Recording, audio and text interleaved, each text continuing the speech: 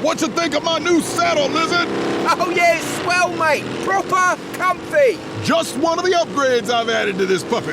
What else have you got on here? New air intake filter, quick shifter, and a beefy muffler.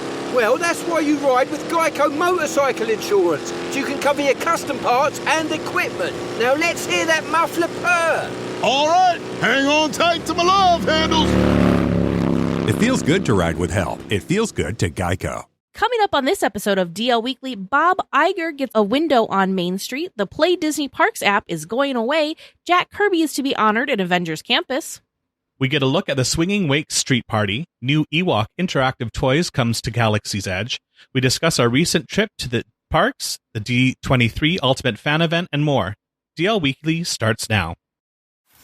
Behold, the eighth wonder of the world, the backside of water. O2H, O2H, O2H. It also stands for O2 hosts. Basically the same amount of splash, just way more confusion. Well, hello and welcome to this episode of DL Weekly for the week of August 19th, 2026. I'm Teresa Urban. And I'm Ryan Phelps. We would like to thank everyone who supports the show. This week, we would like to give a special shout out to Brandon S. and Ashley B. for becoming new supporters, Ray A., Brenda and Kurt W. for continuing their support. If you'd like to help support the show and get ad-free versions of each episode, access our supporter-only chat, and a bunch of other perks, head on over to dlweekly.net/support and become an official weekly tier. Now let's get to the news. Dateline DL Weekly. Fiction becomes fact as the mysterious subcontinent reveals a legendary podcast. After 2,000 years, two hosts have been unearthed by famed archaeologist Dr. Henry Indiana Jones. Scholarly research laid the groundwork for Jones's discovery. Thus, the jungles of DL Weekly become the destination for listeners worldwide. And what a destination it is! Until next week, this is Eye on Breaking News. Former Disney CEO Bob Iger has been honored with a new window on Main Street, USA at Disneyland, unveiled just before his induction as a Disney legend. The window, located above the main entrance to the Emporium, presents Iger as chief architect of New Century Builders, a reference to his many expansions and changes he oversaw in his time leading the Disney company. This was kind of surprising to me. So obviously, Ryan and I were in Anaheim. We were right next door to Disneyland when this happened.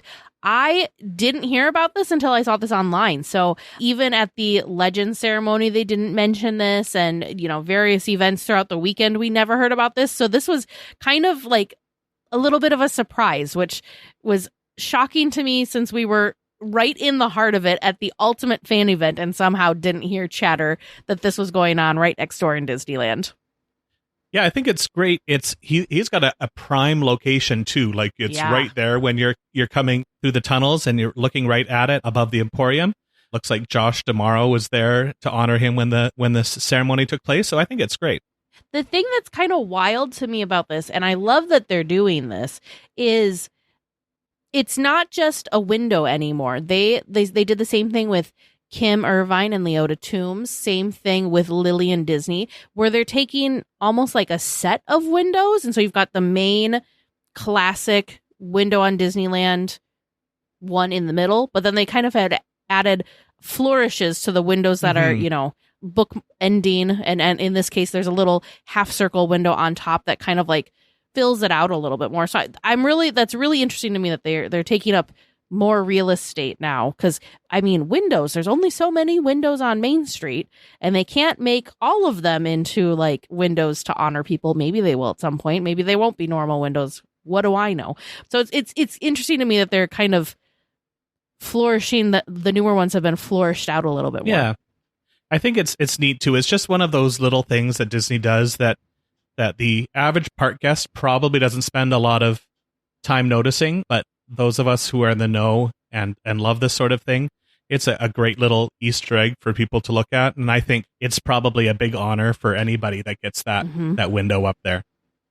Well, and come on, getting a window on Main Street and becoming a Disney legend all in the same weekend, let alone day, like you got to be on cloud nine for that. Big weekend for Bob Iger.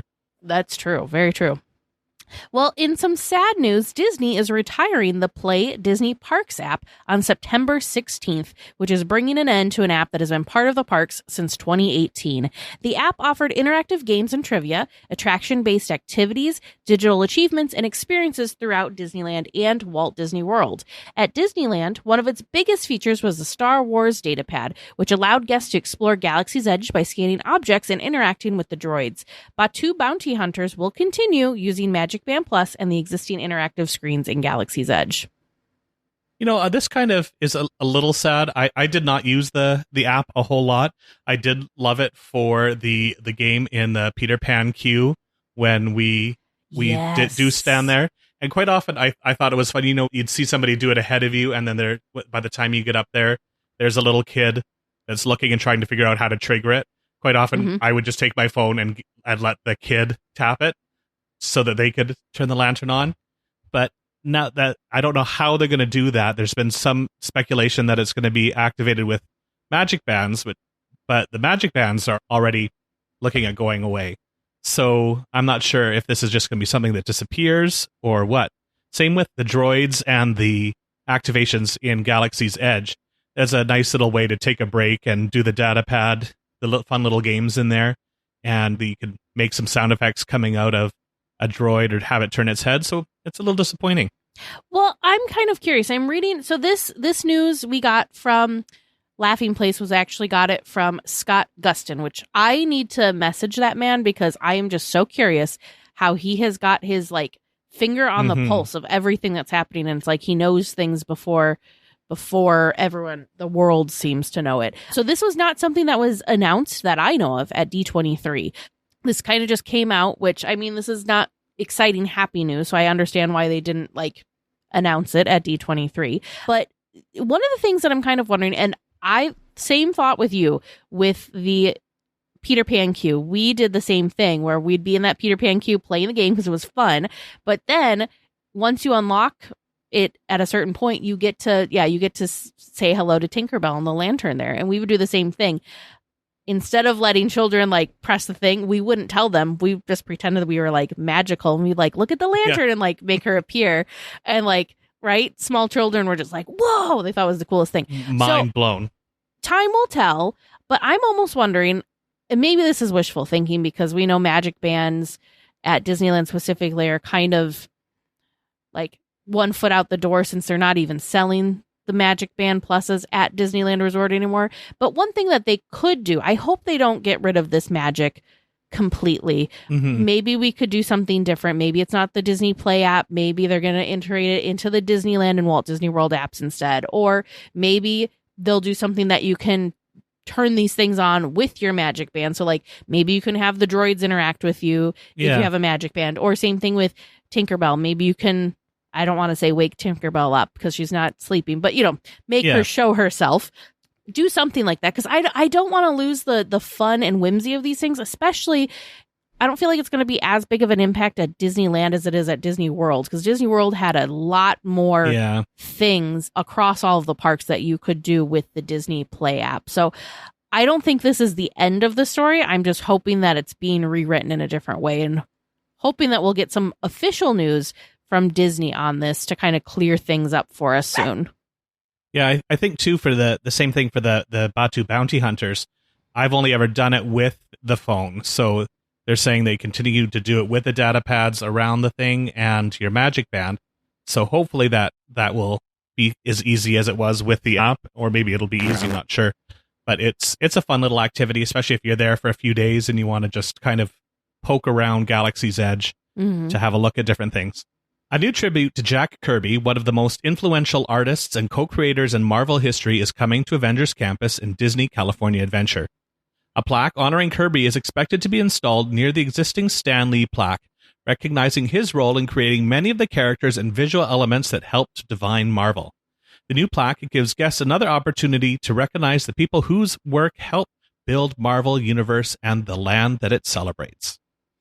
I think this is so cool. So this was something that was announced at D23 and wasn't announced at any of the big panels or big presentations.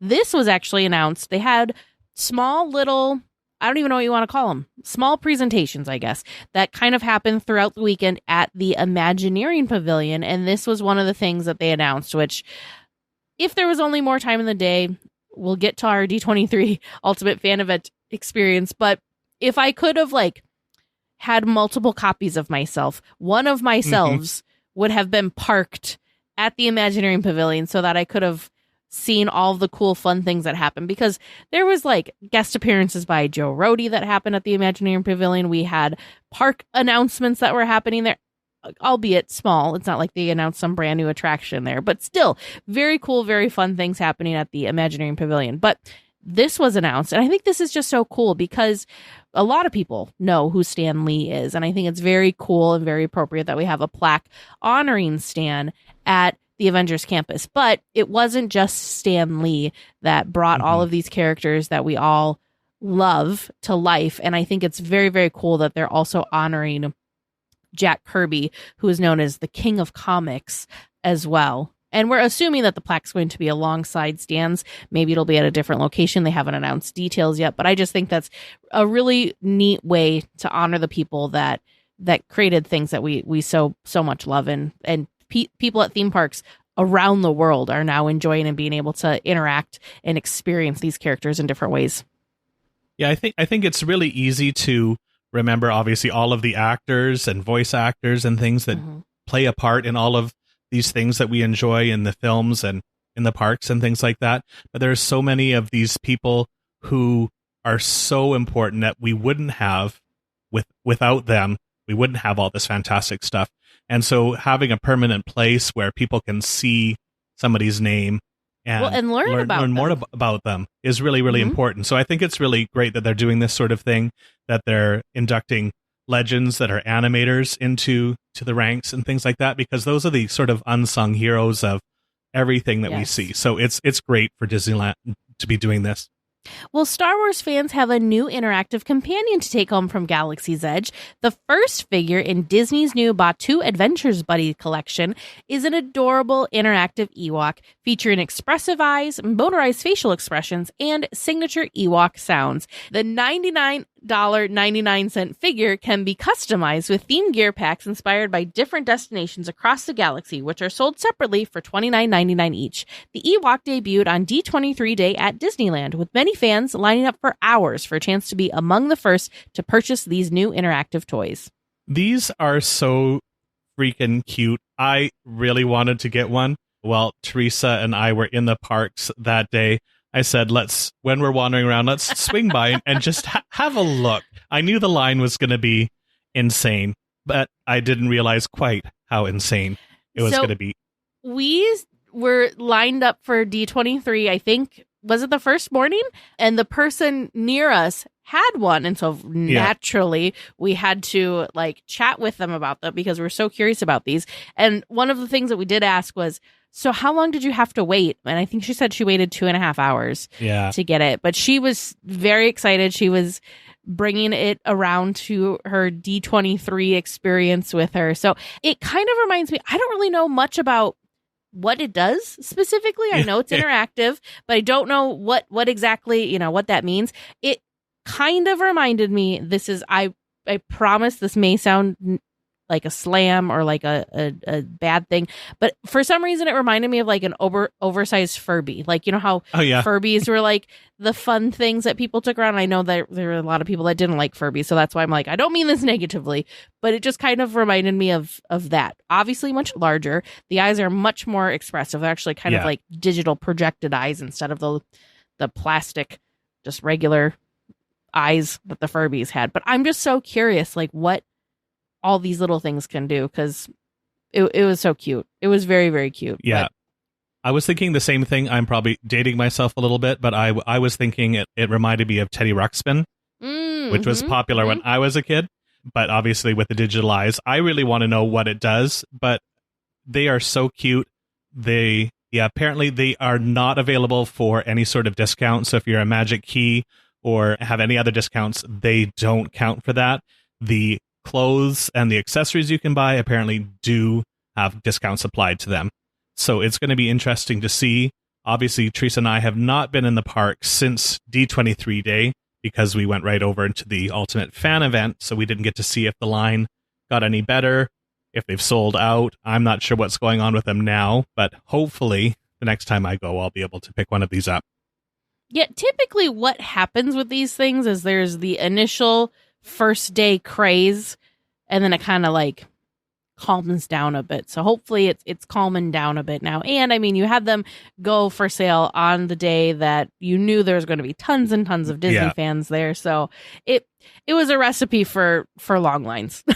Put it that way. Yeah, 'cause I walked back up there by myself later in the day to go do Smuggler's Run, and I thought, I'll check out the line. It was the early evening, and it was still lined up around the Droid Depot.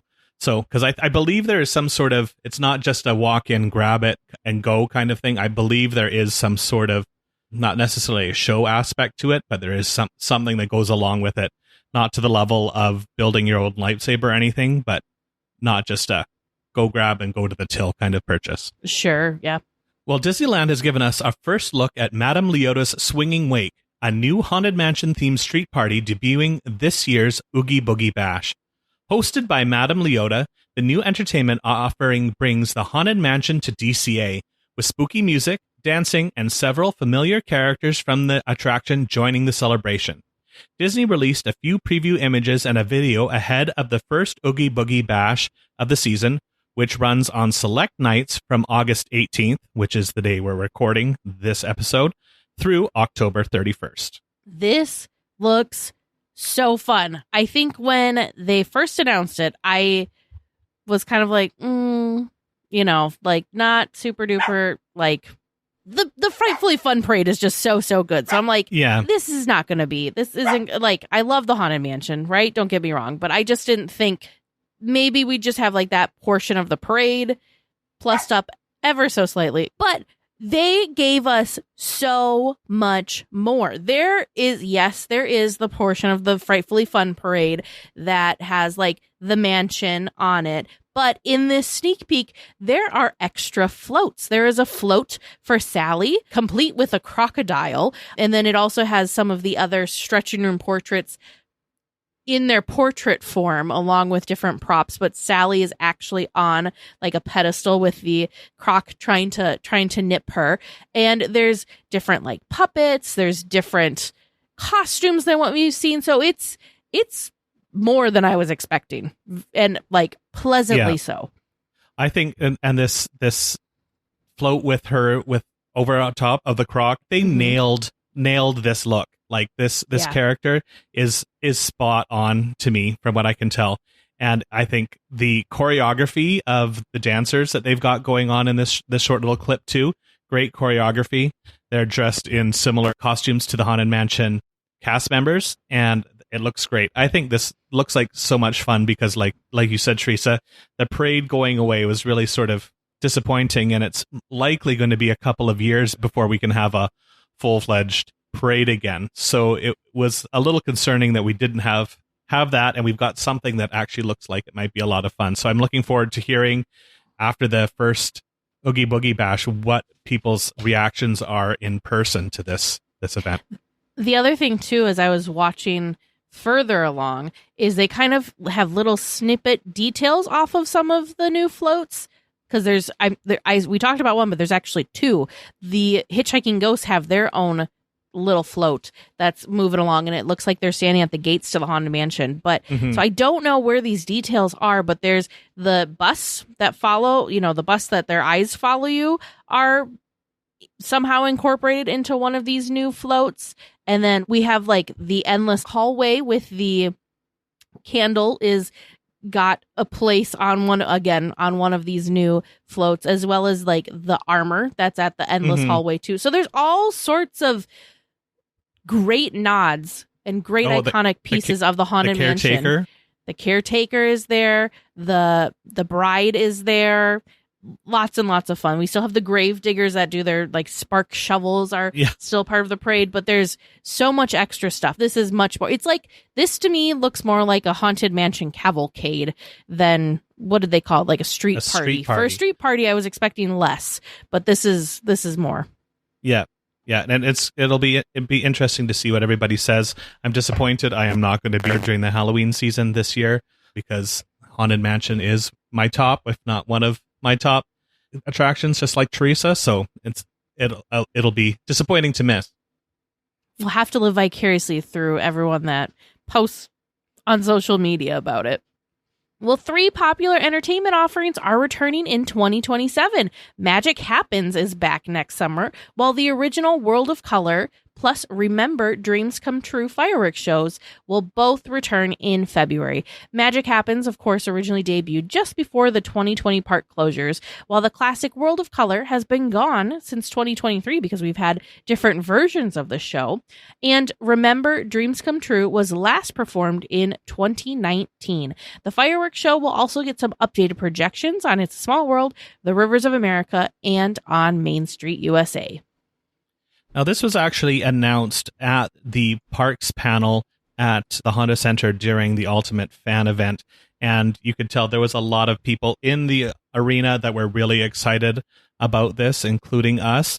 I'm especially excited about Remember Dreams Come True. That is one of my favorite fireworks shows, probably my favorite fireworks show, and I'm glad that we're going to get a little bit more of an update to some of the projections so that more people can enjoy them from different parts in the park, because I know that's become really popular with the different nighttime spectaculars. And it'll also be really interesting to see what they do with World of Color, because it's been so long since we've seen this one, and it was a great show. I really enjoyed World of Color 1, which is the most recent one we saw last week. So I can't actually remember exactly the different things that we had in there, but I'm a big sucker for this show, so I'm excited to see the changes.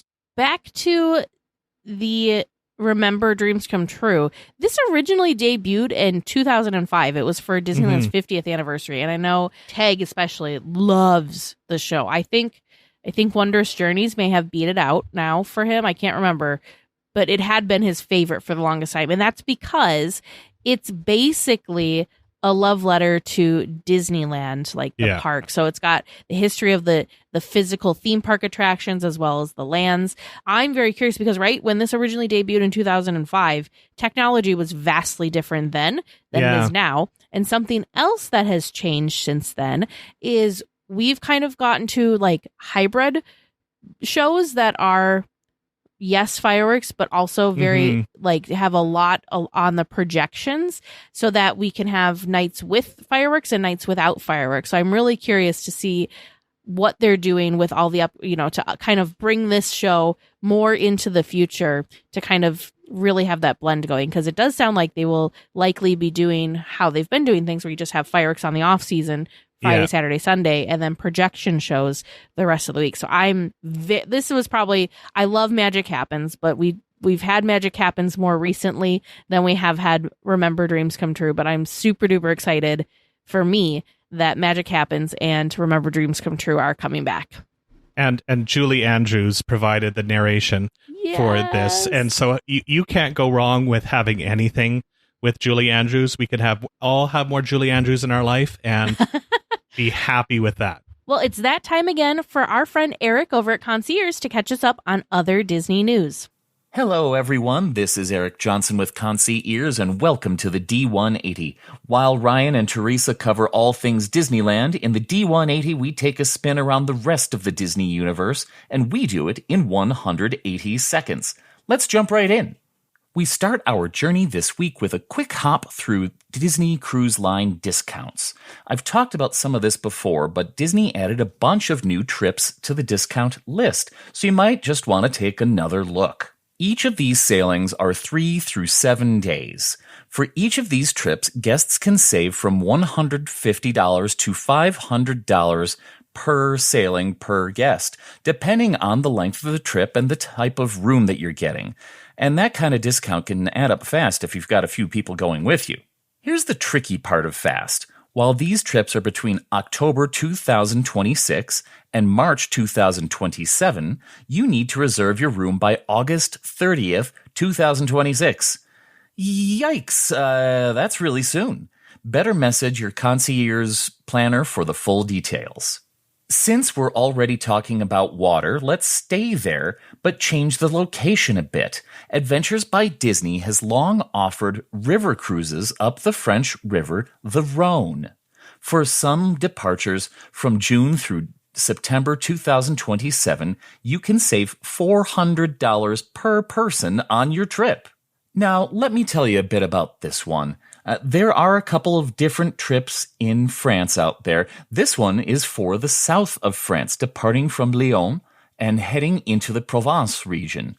This one is 8 days long. It has 7 breakfasts, 6 lunches, and 7 dinners included in your fare.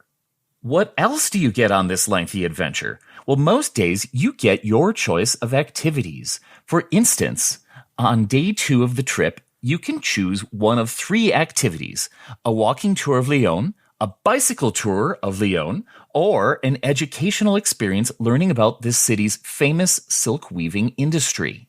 Across the trip, there are food tours, winery tours, food and wine tours, and historical tours. Several days give you free rein to explore medieval towns all on your own.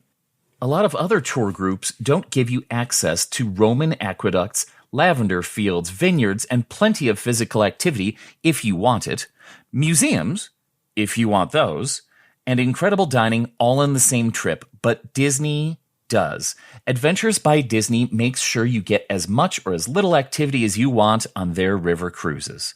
And don't forget, $400 off per person. Definitely don't sleep on this one either, as your trip must be reserved by September 26th, 2026. I hope you enjoyed our quick spin around the rest of the Disney universe. If you would like to learn more about these Disney adventures or just have a few questions, please come on over. Visit the social media and websites of both DLWeekly and Concierge. Then message your expert travel planners at Concierge. They look forward to planning something special for you and yours. I'm Eric Johnson, and this has been your D180. Thanks, Eric. Pilots, we've detected some producer questions near Jakku. Report to your DL Weekly vessels and make the jump to hyperspace. The 7-7 Squadron will provide support during your trivia mission.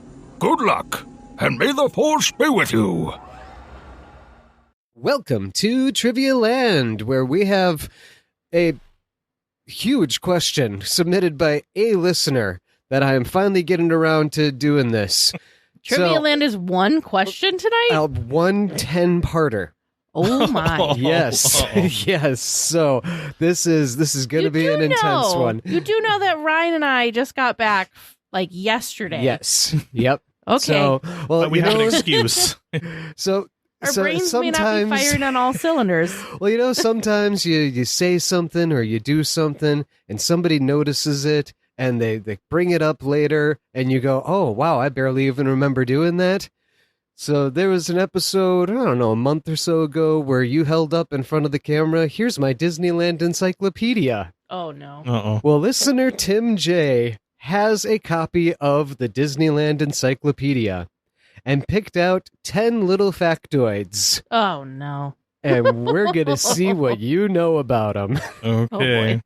So, your 10 I'm going to questions. preface this with I've not ever read the Disneyland encyclopedia cover to cover. I'm just going to put that out there now. Your 10 questions, all from listener Tim J and his copy of the Disneyland encyclopedia.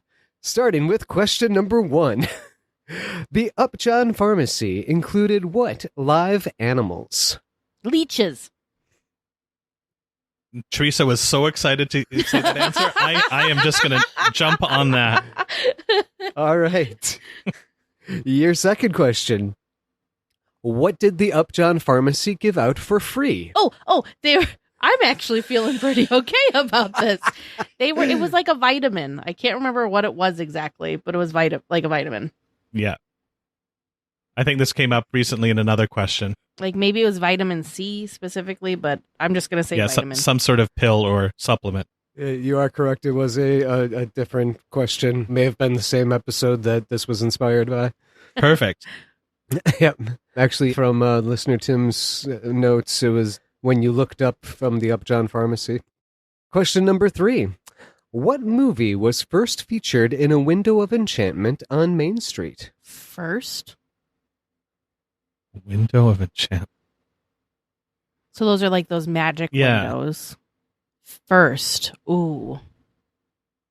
Well, would they go back to the first film and go with Snow White? You're thinking Snow White?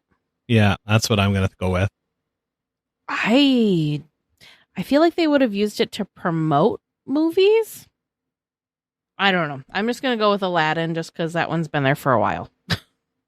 Question number 4. Guests of Holidayland could buy Disneyland tickets and enter the park in what area?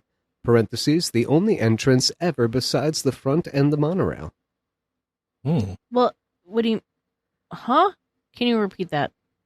Guests of Holidayland, which is the now no longer there area, could buy Disneyland tickets and enter the park in what area? It's the only entrance that has ever been that wasn't the front or the monorail. So are we describing where the entrance was? Or are we describing where the area was? What current or what land that is now renamed as a different land? Well, Holidayland. Now I'm not remembering. I don't remember. It couldn't be too... Trying to remember if like the circus area was called Holidayland, because that's like where tomorrow, like kind of up like where Toontown and like that the north. I don't even know if that's north. The top end of the park, if you're looking at the map. But I thought there was a thing called Holiday Hill that's over kind of by like where the Matterhorn is now. So that's where I'm getting. What I say, the Matterhill, the Matterhorn is now. So I'm getting myself confused as to how you get into the park, though, if it was over by where the Matterhorn is currently.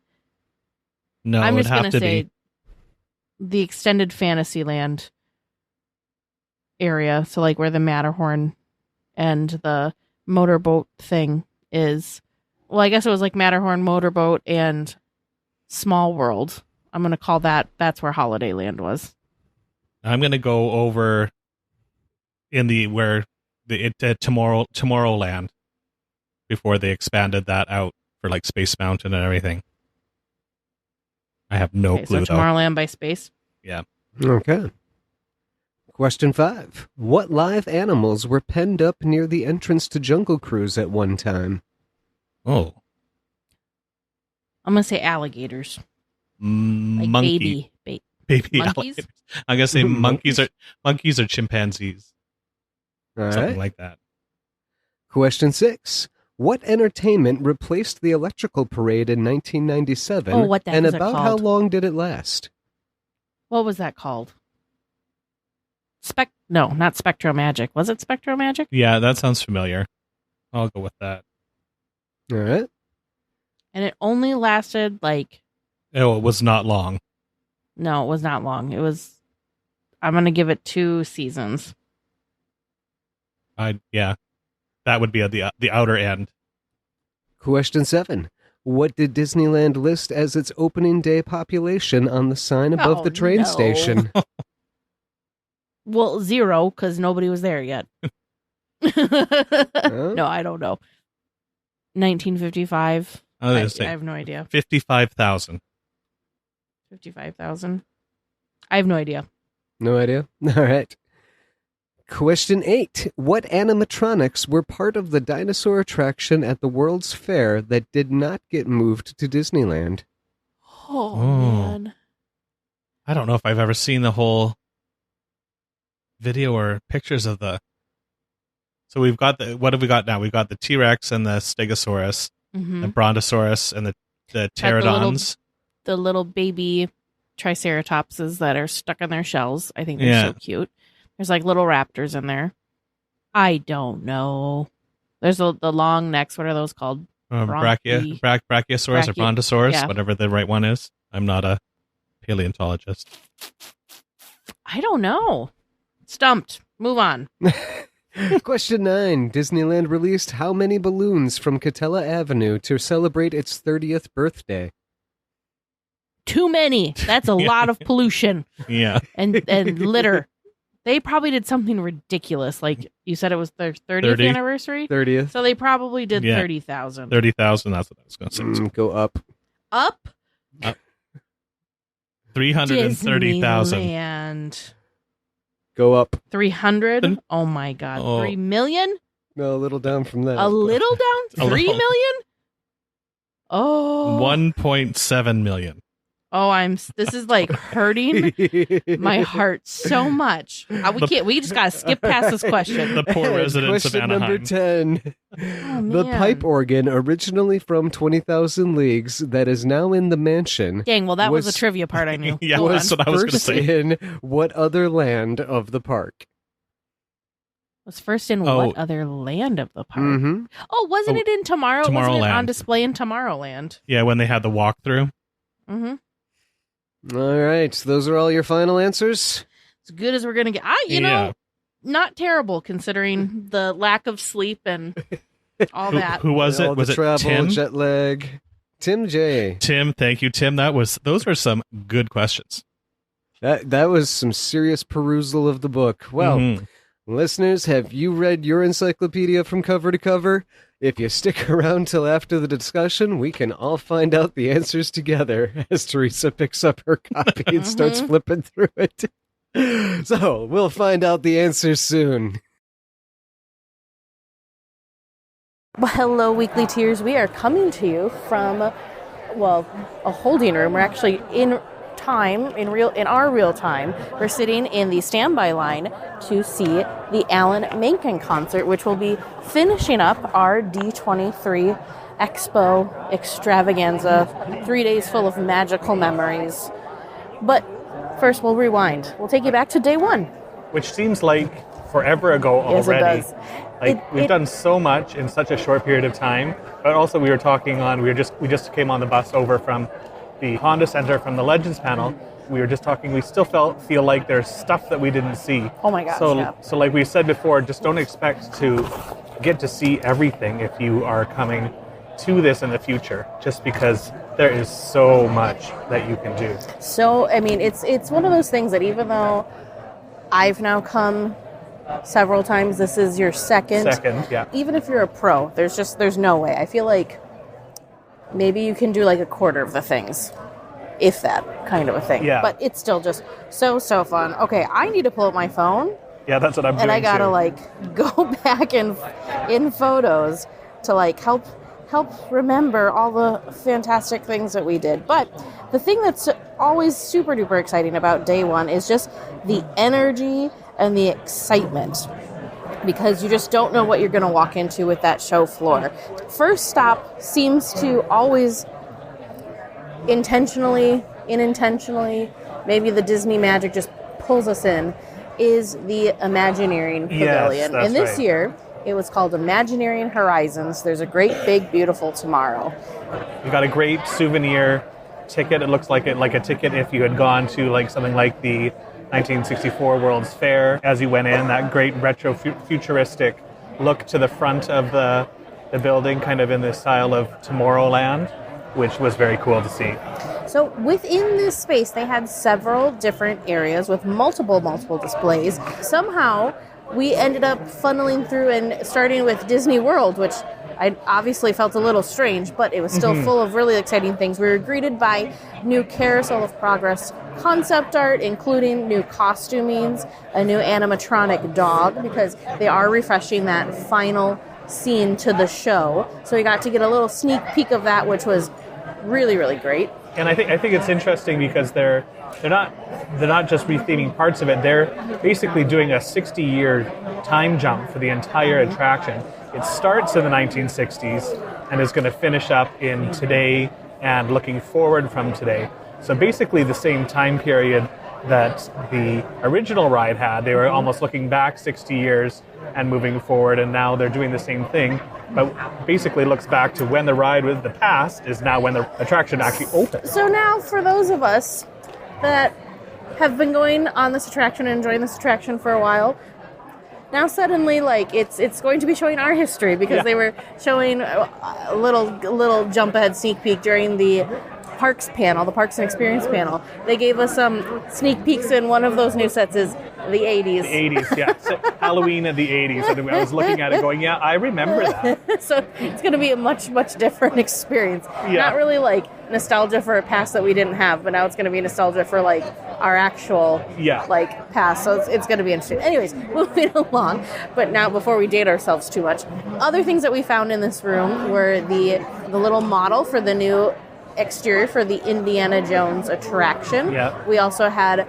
figures from the new carousel that is going to be going back into the tropical Americas area of Animal Kingdom as well. They are so cute. They're very adorable. Like, I've got a Pua and Capybara and Eeyore was at the end. And then, again, jumping ahead to the panel, they had a whole bunch of different animals and characters from our favorite films and series that are going to be in there. And then we also got to see an animatronic that is a donkey that will be part of the new Encanto attraction, also coming to the Tropical Americas area of Animal Kingdom. So that was very fun, very cool, very exciting. We got little snippets of Villains Land, so just kind of some early model work of different like twisty, gnarly tree archways. They had a nice video showing in the background of research photos from different trips that they've taken to kind of get the vibe, the feel, that sort of thing. So it's kind of a little bit, that was more of a peek into the like beginning processes of them creating the land, which was very, very cool. But what did we check out after that? Then we got to see the model for the Avatar experience or attraction. Yes, we hopped coast. We got to go see the Disneyland area. Yeah, and we didn't get a lot of information, even over the whole weekend. This wasn't really talked about other than seeing this model and seeing the ride vehicle that is going to be used for it. So it is a water ride that looks like it's going to be fairly high capacity. I think we counted it up, didn't we? And so there's something like 30 seats on this ride vehicle. So it should be a fairly high capacity one. We don't know still exactly where it's going to be. In the model, though, we do see the monorail, so we know it's going to be adjacent to the monorail, where we're all assuming the worst kept secret that it's going to be in the area of where Monsters Inc. is now, but we don't know for sure anything.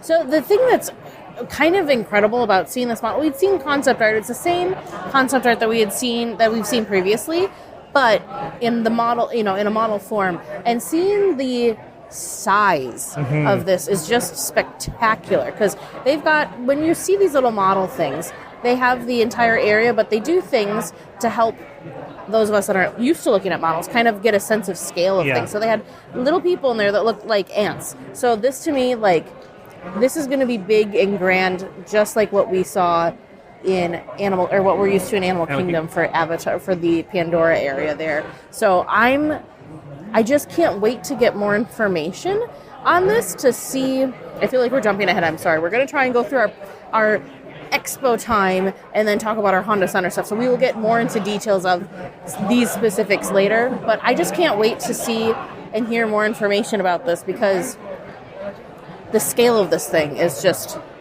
wild. If you haven't seen the images or the model yet, it kind of comes up in a big circular, not quite as touching at the top, but parts of it are almost touching. It's like a reverse arch almost. Yeah. But you're right. The little figures of the models in there are quite small. I mean, even the monorail looks pretty, looks tiny. Yeah. Picture like your standard HO kind of scale model railroad, and I think you're kind of in the same boat as where you should be with the size. I'm laughing at myself, because looking at this, my God, am I a Disneyland fan? Because I took pictures of the model. I took so many pictures, though, of where that monorail track is. Yeah. Because I very much want to try and see if I can line it up and figure out, can I where can I plop this model to have a more specific, specific space of where it is, to see if we can really kind of truly confirm. I'm sure somebody on the internet maybe has already done that has had time. We've been at the expo the past 3 days. I don't know how many hours of each day. A lot of hours. But anyways, moving along. The Coco attraction. We didn't get much to see visually here in the Imagineering Pavilion, but what we did get was a nice sneak peek, and it was a little statue of Hector that will be in the new pavilion, and the new queuing area, I guess would be a good way of saying it. So very, very exciting. the other cool thing, we did it later in the week, but in that same area, they had this great thing that we could do where you could write your favorite Disneyland memory on a card, and then that card is put into a big box with every other card, and all of those cards are then going to be planted at the base of this large tree that is going to be a focal point of this attraction, which I think is pretty cool. And I think Teresa will be happy. We've got trees going into an attraction again. Especially after I watched them tragically tearing one down during my trip out here in May, but that's okay. We won't talk about that. Something else that's coming to Disneyland that we knew about, that we got to see more models, more like specifics of, is the Avengers Campus expansion. They had a really nice large model to kind of really show the nice good flow of the land. Something very exciting that is in this model is the pathway from Avengers Campus to Cars Land, which they did tell us will be opening soon. So that's, again, being a parks person, that's something that's like, most people are like, so it's a pathway. That's a huge deal. So I can't wait for that to reopen to get the flow of those lands going a little bit better. But I'm very excited to see that. I think the model really too shows how big this show building is. And the other thing we noticed, the hotel we were at actually is on Catella. It was on the back side of where the Cars Radiator Springs is, but you could see the construction for this massive show building from the little breakfast area that we were in. And between the model and the show building, it really is quite impressive on how much is going to be contained within this attraction. There was another space in the Imagineering Pavilion that we didn't really get much context to, but it was very cool, very interesting, really got your thinking juices flowing. And the other thing that was very curious to me was they had signage up all in this area, making it very clear that you are being recorded. Yeah. And you are being recorded specifically because they're trying to get people's reactions and people's thoughts of the things that were in this space. So it was like they were doing a data collection, kind of like testing things out, which I think is brilliant. Yeah. What better place to do that? And it was just so fun. So it was all Star Wars themed. So we know where in a park this may end up coming, or maybe what the theme would be in a cruise ship or something like that. But we had all of the little, what are they called again? Anzellans, which I can't handle myself when I'm around them. They're so stinking cute. And I don't know, I have a ridiculous story to share with you all. I'm sitting there, like, I finally, like, waited my turn and got up front, and I was, like, really paying attention, taking photos, taking video, all this stuff. And then all of a sudden, one of the little Anzellans looks up at me, and because they're just kind of chattering with each other, looks up at me and says, "Hey, are you going to stand there all day?" Yeah. And so I talked back to it, as you do, and then later I was like, oh, that's right. They're recording us. Yeah. Now they have it documented that I am talking back to these creatures. That's fantastic. So, but I don't know if there was somebody actually controlling it, or if it was just really funny timing in a loop that they had just programmed in, and I took it personally. But it was very cool. Like they looked so good, and they sounded like the sound quality coming out of them was great. Like you really. Like they felt like they were living and breathing in front of you. And if you don't know that, you have to go and look up some photos or videos of them. If you're not a Star Wars person, these are very small creatures. So if you already know Babu Frick. Grogu, Babu Frick. Yeah, Babu Frick is the main one. So these guys are smaller than Grogu. So you can get an idea of the scale, and they look like they were made to scale. They are tinkering away on their ships because they're builders and repairers. So it was really great. And I know I've got a good friend of mine who's like Teresa. As soon as I saw it, I took a video and sent it to her because she is obsessed with these guys because they are so freaking cute. They're so there's no way that this isn't going to pop up somewhere because so many people love them. And like we'll kind of fast forward, we'll jump a little bit ahead in time. But we also went to the Lucasfilm booth, and they had a lot of different props and costumes and stuff. They had the Azalians from the Mandalorian and Grogu with their ship there on display, which is fantastic. But they also had a lot of creatures, and there is something about the creatures of this, like they have created within the Star Wars universe, that are either terrifying or they're adorable. Just the There's cutest kind things. of not really an in-between. So I was all excited because they have a loft cat. They have what are they called? Loft cat balls? Loft Or balls. Yeah. And then he's not a creature, but they also had Chopper there, which was very exciting. We had a lot of different costumes from Ahsoka. So yeah, it was very, very cool.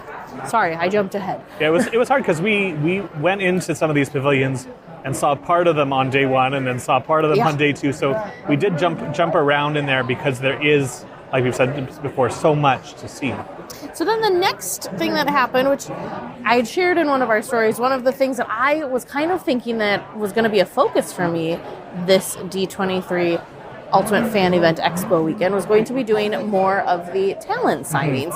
So one of the first people scheduled on the first day was none other than now Disney legend Eric Goldberg. So how stinking cool to meet him, A, to meet him on the year that he's a Disney legend, B, and to get a signed print and a photo with him again on the year that he's getting this high honor of becoming a Disney legend. Well, we thought we were golden. We were only a line and a half into the standby queue, and unfortunately the Disney wins were not in our favor. The group ahead of us was the final group to be able to get a signing. I'm not even sure if they were able to get a photo with him or not. We bumped into them later, and they said that they did get his signed print. But yeah, so that was kind of a letdown. But that's just kind of the luck of the draw with these things. The talent, it's kind of up to them how generous with their time they're going to be or how quick they're going to move people through. And it's a balancing act, because you don't want to, I could understand being, if I was him, you don't want to just shuffle people through too fast because this is a really great experience and opportunity for them too. So it's kind of a tough judgment call thing. But we learned throughout the weekend that with these talent signings, you got to get there early, but at a certain point in the queue process, there's less and less of a chance. Yeah. And so we really thought a line and a half in was a good space. Because it was moving at a good clip at the beginning, and then I think a lot of reservations came late and Eric, stuff like that. It seemed like he wanted to have a nice chat with everybody because it seemed like he was having a good time. Yeah, it's fun and exciting for him too. So I totally get it. So even though that was a letdown because that was something we were excited about, we didn't let it damper our day. We just kind of were lesson learned. We had a great time actually in the queue for that because we did. The people that we were around were great fun to talk to. That's one of the things that I've noticed both times I've been here now is that Disney fans are generally really excited to talk to each other about what their interests are and what they're willing to do, what their part of the Disney fandom is. And we met this guy, and I can't remember his name now, but he has a copy of the lithographic print from the Disney 100 short, and he's been working Once Upon a Studio. How long do you say? 2 years? Yes, he's 2 years. Been working on getting this piece signed, and he at the point he had 40 different signatures, I think. And it was impressive. It was very impressive, and unfortunately, he was right behind us. So he also missed getting Eric Goldberg's signature, but we did run into him later in the expo weekend, and he was able to get Eric's signature later in the weekend. So it was funny because there was a group of us all around that were rooting for this guy. We were very invested in his print getting signed. So it was really. So I think that's what made it not feel like such a letdown because we had such an enjoyable time in line, bonding with other fans. And just really enjoying the day and just enjoying being able to be there and being able to be having this, joint experience with people. For sure. After that, we started checking out the show floor a little bit more, but then we had our first panel, which our first panel was called The Art of the Score, which we both have this on our list. And I didn't really know what exactly to expect with it, but I'm so glad that we did it. It was so good. Yeah, Michael Giacchino is, of course, the composer for such great things like Coco and The Incredibles, TV shows like Alias and Lost. And, you hear his name, like music people like myself, we know who he is and we know what he's really famous for. But when you see the collected works of what he has been doing for the past couple of decades, up on the screen all at the same time. Yeah. It is a lot of music, and it's a lot of material. And the thing that was so interesting is all of these projects are very, very different and very unique from each other that I don't know if I necessarily would have known without, like, I love Disney music, I love music, but I'm not that deep level into it to know who does, who's behind all of it all the time. But I don't think I would have ever put it together that it was the same person behind all of these projects. Because I know if you listen to enough music, especially orchestral music like film scores are traditionally done in, composers usually have a style. And you can hear something and not a shot against John Williams, because John Williams is brilliant, but you can quite often hear John Williams and go, that's John Williams score. Yeah, they have like a signature, basically. It's kind of what you'd want to call it, or a style. But this music, like Teresa said, so varied, so interesting to listen to. Because we had Up, we had Coco, we had Spider-Man, all of the Spider-Man the films. Ones. So, just think of those three different things together, and would you have guessed? Probably. It's incredible. So what was cool though is he really gave us a good look into his process, and his process was basically talking about how he kind of looks at this more as he learns about the individual characters and tries to kind of elevate their story through the music. And so he's some of the times he kind of is told what lanes to be in, or where his guardrails are, kind of things. But then there's other things that he kind of has more creative freedom with, and so it was just fascinating because how he looked at it was not, well, this is I'm the music writer, this is what I feel. He really tried to understand the full overarching story down to what makes these characters tick. To really, and you can tell, I think that when he said that, it just clicked and made a lot of sense. Yeah, because he really focused on the story being key to everything. And he even talked about, I think for Alias and Lost, he wasn't reading the scripts ahead. He would score an episode. He was watching as a fan, basically. And then would get to score the next episode after that was done. So he's not giving anything away, because sometimes, you give things away in the music in a subtle sort of way. And like Teresa said, a fan watching it, but also creating these scores, which was really, really cool. And just such a neat and charming sort of guy to listen to. Something that was really fun that neither of us were expecting was there was a really awesome giveaway at the end of this. We each were given, everyone in this panel, as we exited, were given this adorable Up vinyl record, but it's a vinyl record that's imprinted, and it's Mr. Fredrickson, and it's Carl, and it's Doug, and it's Russell, not Russell. Carl. Who's Carl? Carl's Mr. Fredrickson. Yeah. Jeez. Sorry, we're at the end of day 3, people. We're not firing on all cylinders. We need a cold brew. Where's the cold brew? But so it's Mr. Fredrickson, Russell, and Doug. But it's not just a perfect circle. It's actually kind of cut out to them. So it's very cool. It's very unique. So I thought that was such a seriously perfect giveaway. After that, we accidentally stumbled upon one of the coolest things. Yeah, it was so awesome. Maybe Ryan and Ryan's spouse does not agree, but I think it was one of the coolest things. The Disney auction area was next to the panel, and so we're like, you know what, let's just go in and check it out. What's the harm? We already talked about how we wanted to kind of use it like it was a museum experience. I was very touched because it's themed to the Sword in the Stone, so we had Merlin all over the place. And there was a really cool Sword in the Stone photo op, so we got to be King of England for 5 seconds.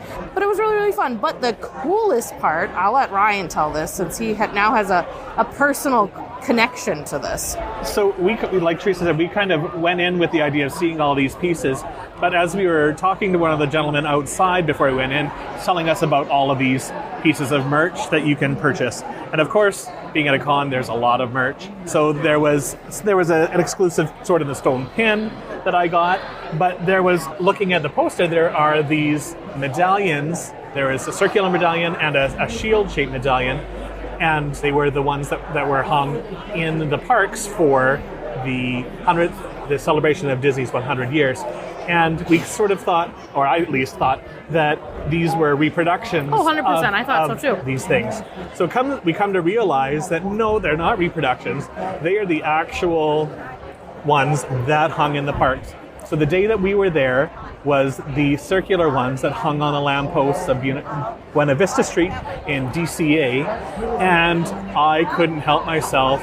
I bought one, and I'm so excited about this. Yes, Ryan is now a very proud owner of the Disney 100th celebration from the Disneyland Resort. He has a piece of it that he can now hang in his home and cherish forever. What I was not excited about was carrying around a 10-pound, because these things were big and they're heavy, so a 10-pound item. What was it, 19 by 19? 19 or 19 and a half? And of course, the bag checks that were anywhere near us at the time were all full, so I had to carry it around with me until we went off to the Honda Center. This was totally like an accidental best-kept secret. I don't think... there were so many people that were just walking right past as they were trying to get people to come in. Mm-hmm. I think a lot of people assume the same thing, that A, you needed to be bidding on the large auction items, or these were just kind of like reproductions and just fun. But no, they had, so that on that first day, they also had centerpieces from Animator's Palette from Disney Cruise Line. They had Bug's Eye 3D glasses, of course, from It's Tough to Be a Bug. But they also had different art pieces from the Grand Californian and from Fort Wilderness Cabins that were for sale. Something else that I had to ask the cast member, because I couldn't wrap my head around these, was they had a sword in the stone medallion that was from the Disneyland Resort. Now, they used to give these out when Merlin used to have someone, be king for a day and would pull the sword out of the stone. They have these for sale, though, every day. Yeah.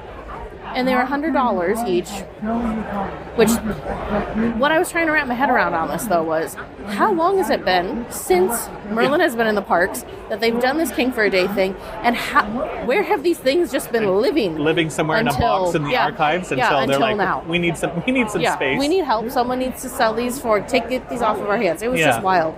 The next day they had different items for sale. They had the Disneyland Shield version of the lamppost Disney 100 plaque. There was also other different pennants that were in Walt Disney World. There were other different pieces of art that hung in the Grand Californian. All sorts of crazy things. So Ryan's kind of going back and forth, because do you do the DCA one or do you do the Disneyland one? I told Ryan, I said, I think you just need to do this one because nobody has figured that this is here yet.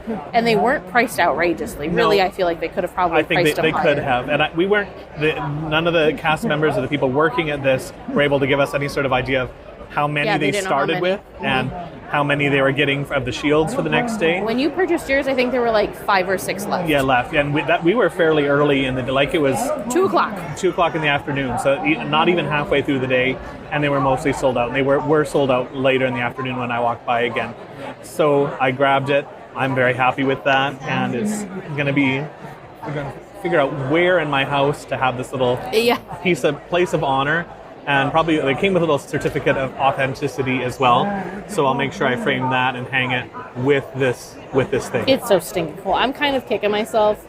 I should have gotten one, and I should have first thing on Saturday morning ran up there to get the Disneyland Shield. But I was trying to think of packing, because you brought a large suitcase. Yeah. I only brought a carry-on, so it definitely wouldn't have fit. But man, it's so stinking cool. I'm so happy that you were able to get it. Yeah, I'll make sure I'll get it up on the wall, or even just get it home, and I'll get some pictures for people on the Patreon and the Discord to show what it was.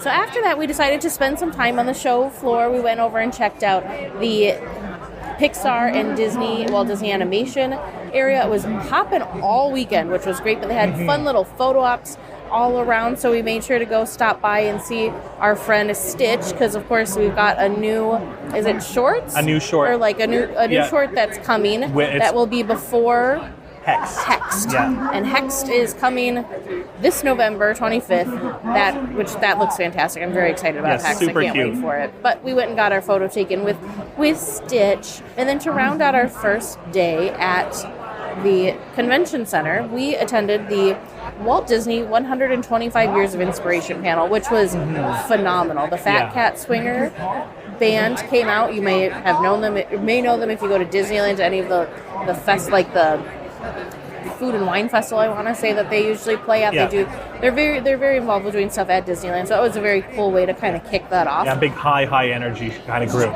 Joanna Miller, who is the granddaughter of Walt and Lillian, spoke and talked about her memories with her grandfather and her grandmother, which was very, very near and dear and very, very special. And then to round it out, we had Disney legend Bob Gurr, Disney legend Floyd Norman, and Tanya McKnight Norris all come and share their memories of Walt, because they all worked in different parts of the company, but all got to work with Walt Disney. And so they were sharing their memories about how special that was. Well, we are back home. Fast forward. I know you just heard us hanging out, waiting for the Alan Menken concert, sitting on the floor with hundreds, if not maybe thousands of our brand new Disney friends surrounding us, all excited for the Alan Menken concert. But we wanted to we're going to go a little bit out of order as we go through everything. And we really wanted to spend some time talking through the main event for us Parks fans, the Parks and Experiences panel that happened on Saturday night. It's such a neat way to present this too, because I'm not sure how they did it in the past, but this was like a whole production. It was. Neil Patrick Harris was our host for the evening. We had singing, we had dancing, we had everything you can imagine. So it wasn't just a announcement of different stuff. It was a production of all sorts of proportions at the same time.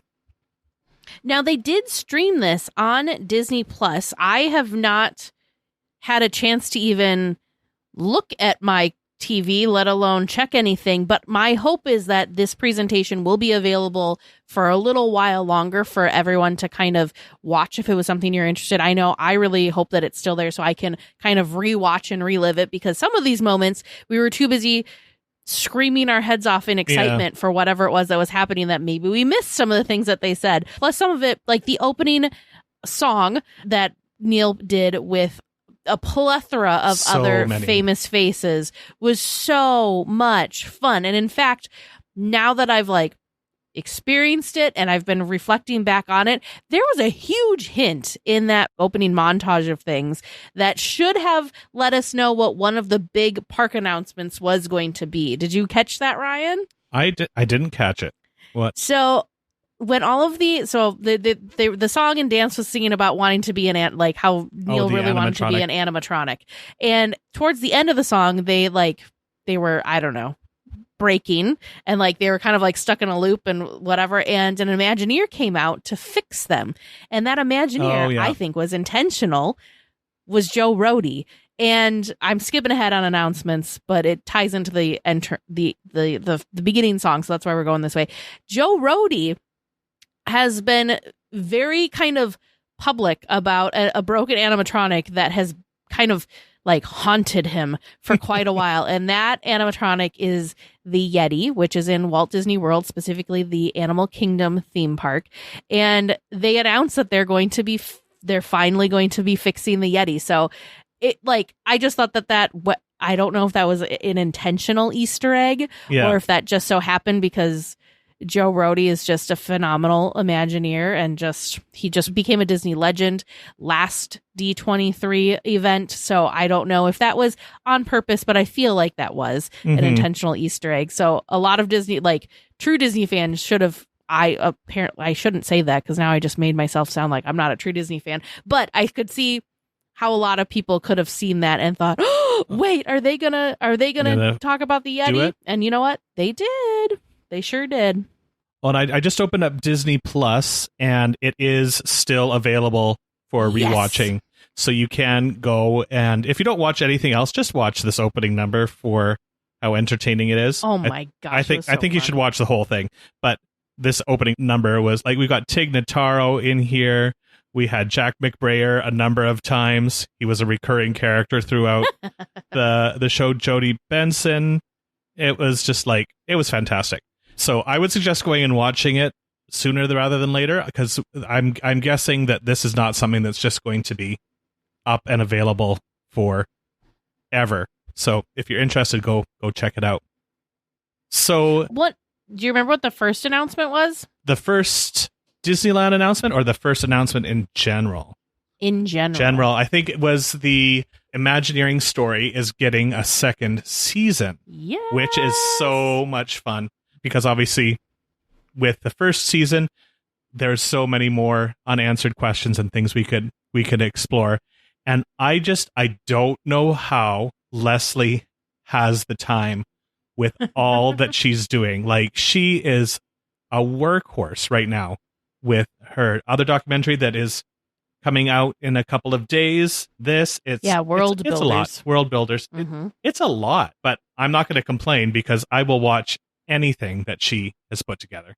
She does such a phenomenal job. And this is not really something, it's something that I think we as Disney fans wanted, but I didn't think we would be getting, because think of what the original Imagineering story was and how many decades that had covered. So it felt like as much as we wanted more, it didn't really make sense how there would be more. But Leslie came out and was talking about this. And basically, Bruce Vaughn, who's the head of Walt Disney Imagineering, allowed her all sorts of access. So she got to go and be on the scene as the Imagineers were doing their things behind all of the closed doors and closed curtains. Leslie Iwerks and her team were there with their cameras to document various things. So I'm just really excited to see what sneak peeks we get, especially because these are much, much more current things. So we might even be seeing them do things like, for Disneyland, as an example, things for the Coco attraction or things for the different Avengers attractions that are coming, or Avatar. So I'm very, very excited to see this. This does not debut, though, for some time. I think it was 2028. I believe, yeah. Is when this is coming out. So we still have to be patient, but it's coming.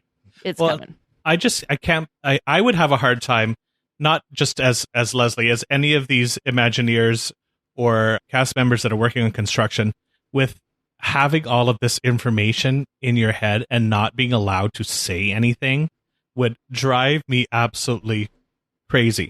So it's probably good that I don't have any inside knowledge, because I would eventually slip up and break my NDA completely unintentionally, but I'd be in the Disney jail, I'm sure. So the next big thing that we got to talk about was entertainment returning to Disneyland, which we already mentioned in the news earlier. So a refreshed version of Remember Dreams Come True, the Nighttime Spectacular, is coming back in February of 2027. They're going to have an updated version of the original World of Color, also coming back in February 2027. And for summer 2027, Magic Happens will be dancing its way down Main Street, USA once again, which was very, very fun and very exciting. And unfortunately for us Disneyland Park fans, that was kind of where the Disneyland specific announcements ended for quite some time. We will get to the end when we had, well, we'll get to the end when there was a big, huge teaser. Yeah. But those were the only real big official announcements of things that was new information that we didn't know ahead of time.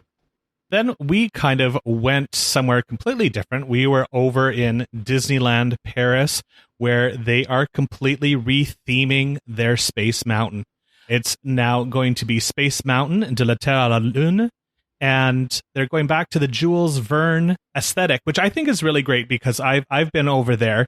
The building facade even right now is quite beautiful, but it is a mashup of this Jules Verne style with Star Wars kind of jammed into it. So it didn't really mix well, in my opinion.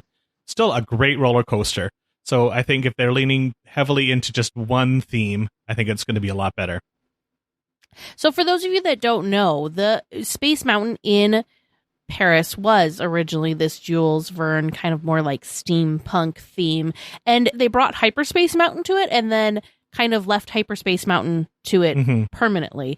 So this is they're going to kind of bring it back to its roots with the Jules Verne style, but it sounded like they're also going to do a reimagine. So it's not like they're just going to go back to Space Mountain 1.0, that they're going to kind of plus it up in addition to it. And speaking of Space Mountains, we got a little bit more information about Space Mountain Earthrise, which is coming to Tokyo Disneyland. We didn't get tons of new information that I caught on it. We got to see what the concept art looks like. We got to see like drone footage of the actual construction process that's happening right now. So that was all very, very exciting. Then, as Teresa's already talked about, we are heading down to the Walt Disney World, and we got information about our Disco Yeti. And the Disco Yeti will be going away, and we will have a fully functional animatronic again. I don't remember where I read, because I read so much Disney news that I sometimes forget to write down my sources.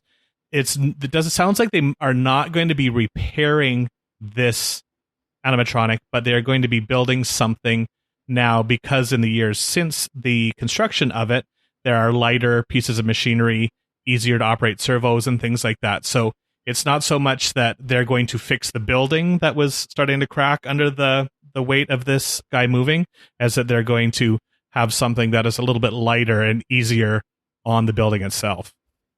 Oh, that makes sense. Yeah, because that was the whole thing with the Yeti, was when he was, they intentionally turned him off. It's not like he was necessarily broken. It's that he was damaging the structure of the building itself. So they made the choice to leave him in B mode so he wasn't moving around. And the whole thing was that they were going to have to like take apart the mountain, in essence, to get the figure out of the mountain to be able to. Yeah, it was this whole big thing. So that's why it didn't happen. And they just kind of were moving along with B mode for quite some time. So I think that's super duper exciting for Walt Disney World fans. The other thing that was so cool, which kind of starts the sequence of different surprises that we had during this panel that you wouldn't have ever like put the two things together. I loved this though, because Disney leaned into the jokes that, the joking, like, what do you guys, basically, we know you guys have a nickname for the Yeti. What's that nickname? And so the entire arena at the same time said, Disco Yeti. And they said, well, we figured, what a better send off for Disco Yeti than to have the Queen of Disco herself come out. And so Gloria Gaynor came out and sang, I Will Survive. And like they had this whole little disco routine, and it was just phenomenal. Ryan, being a big music guy, was like beside himself. Yeah, I wasn't sure if Teresa had looked over at me at any point, but I think I was speechless for the first 30 seconds, because I never thought in my life that I would get to hear Gloria Gaynor sing, let alone sing the iconic I Will Survive. And it had the great dancers around her. And I looked it up. I think she's 82 years old. Wow. So like to be performing, like I'm impressed. And she's a diva for a reason. It was pretty spectacular. She sounded incredible too. Yes, 100%. Like sounded like just like she did back in the day. The other big announcement that we got for Walt Disney World that was new is that they are going to be updating Spaceship Earth. So for the first time in nearly 2 decades, they're going to receive updates to expand its story of human communication to just kind of a broader theme of human connection. So this is one of my most favorite attractions at Epcot. I'm very into all of the more like OG attractions there. I enjoy the other ones too, but my heart really is like with Living with the Land and Spaceship Earth and Journey into Imagination, which we will get to later. Hint, hint. So I'm really curious to see what they're going to do with the next chapter for Spaceship Earth. And it'll be interesting too to see what they do with the narrator, because of course Judi Dench has been the most recent narrator, and she's got some lines in there that have become iconic with the attraction. So hopefully they will keep those lines, or they'll keep her. I think the past narrators were Jeremy Irons and Walter Cronkite. So they have a lot of big names in there too. So it'll be interesting to see what they do with that. You've got 2 of those people still living, so they could come back and narrate again. We're going to continue with Walt Disney World, and we got some more information about Piston Peak, which is coming to the Magic Kingdom. This, of course, is the reimagined Rivers of America area. I'm still very, it's going to be incredibly strange to walk into a castle park without Rivers of America, but they are taking that space and reimagining it into a Cars themed land. So we got more looks at concept art for the attractions that are coming. There's going to be Cars Ridge Run Rally, which seems like the more thrilling of the attractions coming in. And there's also Miss Fritter's Daredevil Spin-Along that's coming as well. So the thing that I really enjoyed about this was seeing testing video of the different attractions and effects that are coming for the Cars Ridge Run Rally. I thought that was really fun to get the sneak peek behind the curtain on those. And I really love the character of Miss Fritter in Cars 3. So to see her realize eventually as a full-blown animatronic is going to be pretty cool, because she's an entire school bus. So she's and they were saying that she is school bus sized. Like they're not bringing her down any. So she's going to be a larger than life feeling animatronic. Yeah.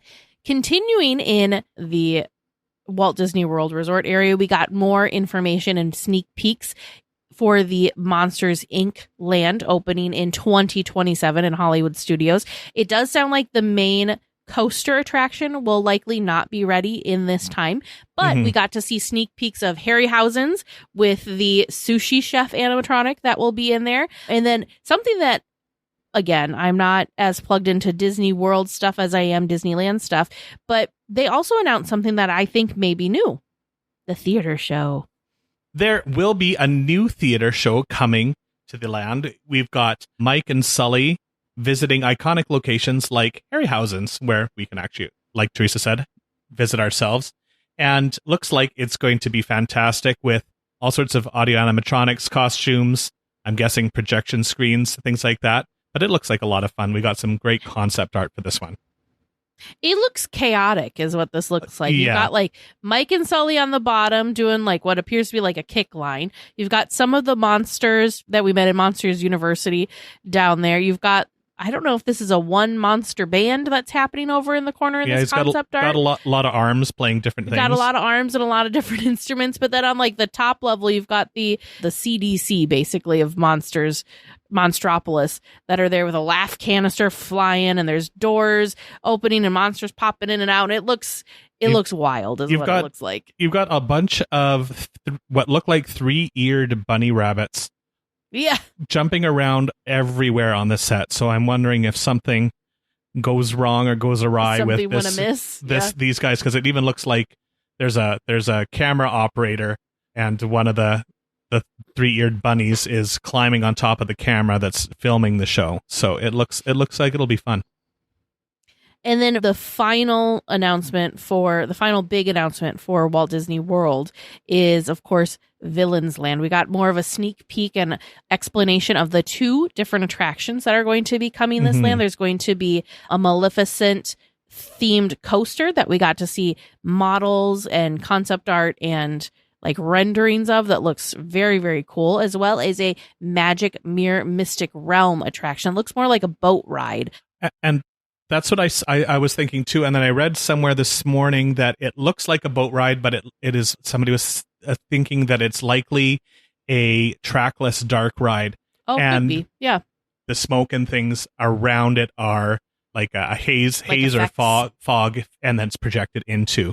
So, which I think would be pretty cool, because we do have a lot of new boat rides coming to parks, especially in the US. So it's something a little bit different would be great. But yeah, this looks very, very cool, very, very fun. And then we had another kind of special guest. Oh, I forgot. Prior to that, for the Piston Peak area, we had Sheryl Crow. Yeah. So Sheryl Crow came out and performed a brand new song that will be featured in the Cars universe. They also announced that there's a Cars series that's coming to Disney Plus.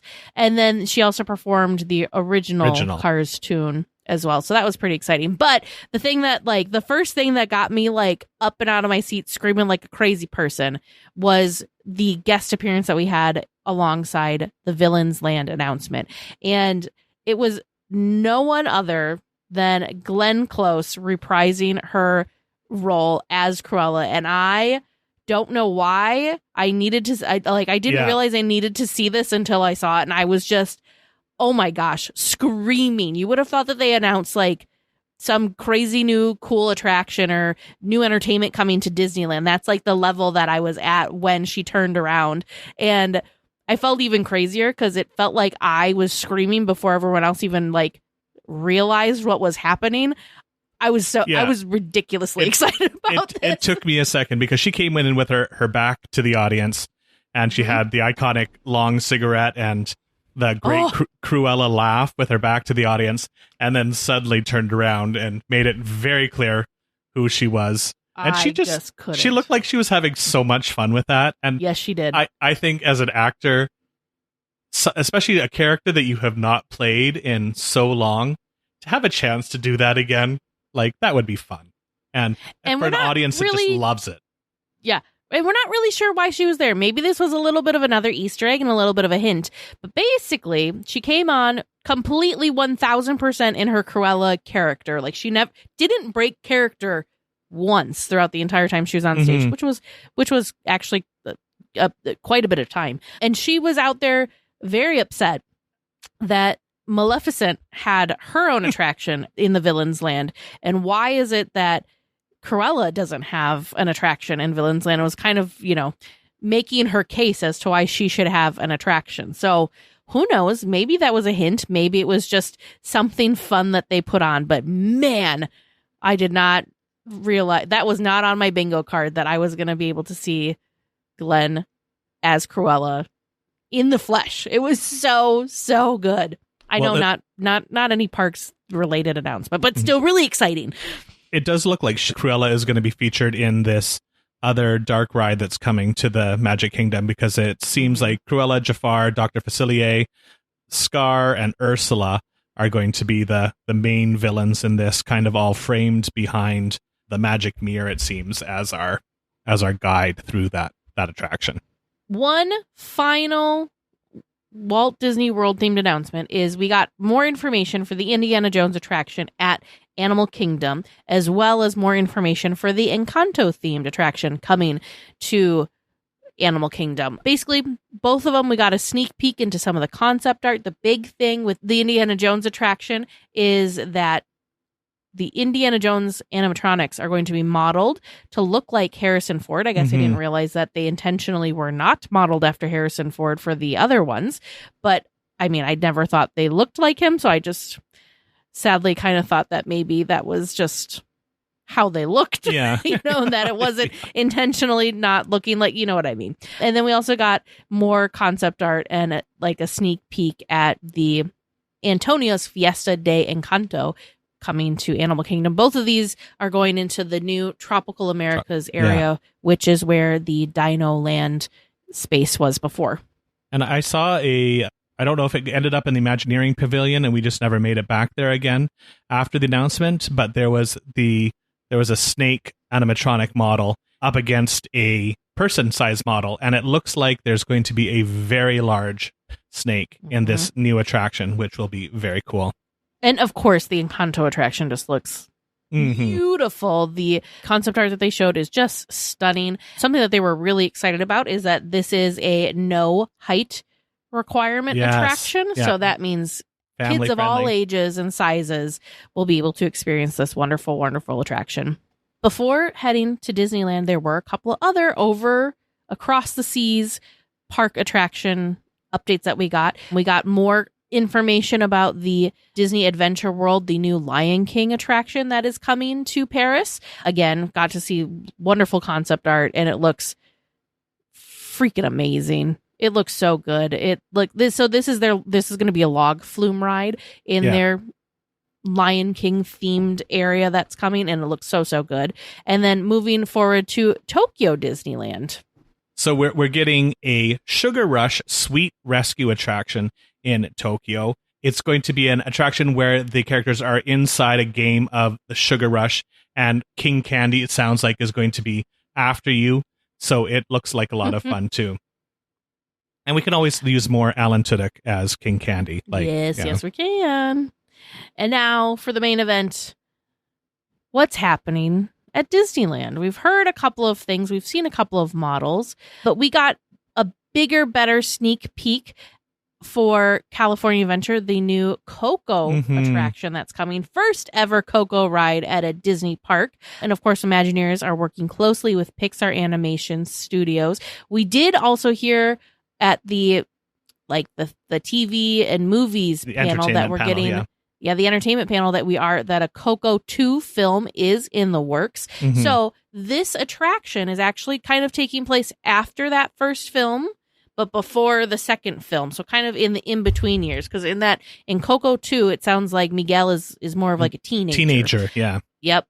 And so this new Coco attraction is picking up 1 year after the original film ended. So Of course, the queue is going to the queue actually is what we saw probably the most new concept art for, and it features a nice, beautiful statue for Hector Rivera, of course, is Miguel's great-great-grandfather. Sorry, spoiler alert. And we're celebrating his music. And then you get to travel by boat through Miguel's memories of the land of the dead is kind of the overarching theme of this. Unfortunately, we didn't get to see any like physical sneak peeks of what's happening with this. We didn't get to see them working on any of the animatronics or physical sets or anything like that. Just some concept art.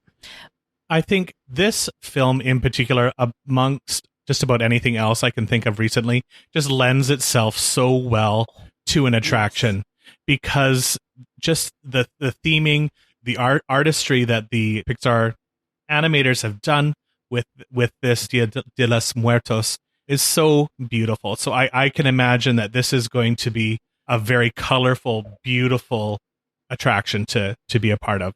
And 100%. I'm hoping Teresa and I sort of talked about this, and I know a lot of fans who follow this sort of thing have talked about this too, and wondering if the technology from our new friend in Pirates of the Caribbean is going to be used in this attraction as well. It should be. Yeah, this would be a perfect use for it. Mm-hmm. This would be a great use for it. The other thing that was really, really cool that I think we may have talked about already, but we just wanted to bring up is one of the very cool things at the Imagineering Pavilion that tied into the Coco attraction is they were asking guests to kind of come through and write down their most cherished memories at Disneyland. And we got to write those on these little pieces of paper, put them in these little bins. And what's happening is they're actually going to be taking all of those memories and planting them along with a very special tree in this new area. So that, because like, right, the land of the dead survives because of people's memories. Mm-hmm. And so they're kind of doing this really beautiful and symbolic thing to kind of get all of the Disney fans that were at D23 able to kind of like be a part of this new land and be a part of this new space with this. I don't know if they're actually planting or if they're symbolically planting. They didn't discuss the details of how this is going to work, but I think it's just a really beautiful and lovely idea. Plus, this now means that I get to be a part of a tree at a Disneyland park because I wrote one of my memories down. And I'm super duper excited. Ryan, you wrote one of your memories down too. So we are now like a part of the Disneyland park until they don't. We're not going to talk about what they're going to save Teresa's trees. The tree's going to be there forever. Plant more trees for Teresa. Yeah. Yes. I think it's such a sweet little thing. I know it's not, doesn't seem like a huge thing to do, but I think it's just a sweet little gesture so that we can be a part of something like this. Well, and it's something they didn't have to do, right? Like this, they could have, this is not something they needed to do, but they're doing it. So I think that's what makes it really cool and really special. Yeah, for sure. Well, moving on, we also got more sneak peeks and more looks at the Avengers attractions coming to Avengers Campus in Disney California Adventure. I don't know if there was any new information necessarily shared there, but they did show us some really cool things with the new Avengers Infinity Defense attraction. We did find out that Infinity Defense and Stark Flight Lab will be opening in 2028, and that a lot of our favorite on-screen heroes will be reprising their roles for Avengers Infinity Defense. But the thing that I thought was coolest, and they showed kind of like behind the scenes of it, there are going to be massive physical sets inside of this new attraction, alongside, of course, projection media scenes. And they're promising that these things will be blending seamlessly with one another. But I was just so excited to see so many physical set pieces, and holy cow, larger than life, because they were showing us them filming with the who all was filming. I want to say Chris Hemsworth was one of the people that we saw Robert filming, Downey Jr. And so seeing them with the physical set piece really gave you a sense of scale of what this is going to be. And I think that's put a lot of my fears to rest, because I was terrified this was just going to turn into just a generic all-screen attraction. And so the fact that we've got these big set pieces, I think, really adds to the immersiveness. And I know I talked before on the show about going to Japan and the Peter Pan attraction, where they've seamlessly blended digital screens and yeah. real life things. So it's possible to do it really, really well. So this gives me a lot of hope for this attraction. That's a good point. That's a good connection to draw, because you did you're right. You did just experience that, probably smaller scale than what I'm expecting that we'll have for the Avengers attraction, but that's awesome. And then the Stark Flight Lab is going to be right next door.